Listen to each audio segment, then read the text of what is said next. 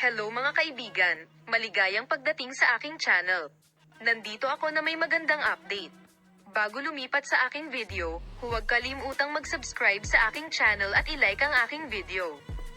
Nakakagulat na pahayag mula kay Engine Accurec, na yun na ang oras upang sabihin. Ang lahat ng mga detalye ay nasa aking video.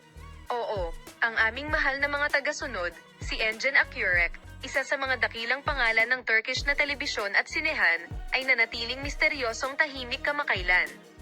Kahit na ang sikat na aktor ay madalas na paksa ng pag-usisa para sa media at kanyang mga tagahanga, hindi siya gumawa ng anumang mga pahayag tungkol sa kanyang pribadong buhay. Gayunpaman, binasag ng aktor ang kanyang katahimikan at gumawa ng mahahalagang pahayag. Ang matagumpay na aktor na si Engine Accurec, na humarap sa media pagkatapos ng mahabang panahon, ay nagbahagi ng mahahalagang detalye tungkol sa kanyang buhay, pag-ibig at karera. Ang press conference kung saan binasag ni Engine Accurec ang kanyang katahimikan ay isang kaganapan na sinundan ng interes ng parehong media at ng kanyang mga tagahanga. Sinagot ng sikat na aktor ang mga tanong tungkol sa kanyang personal na buhay at karera bilang mga sumusunod. Muling pinatay ng aktor ang agenda sa mga pahayag tungkol sa kanyang pribadong buhay.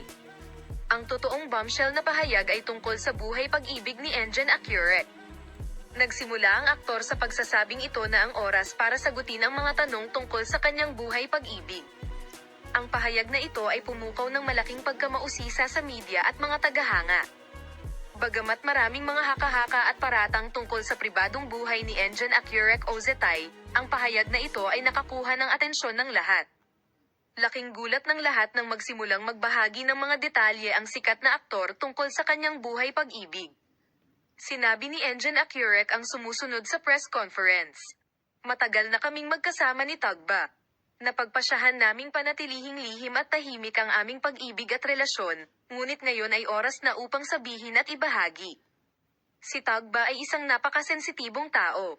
Siya ay espesyal sa akin at ako ay napakasaya sa kanya. Ang pahayag na ito ay nakakuha ng maraming atensyon mula sa media at mga tagahanga.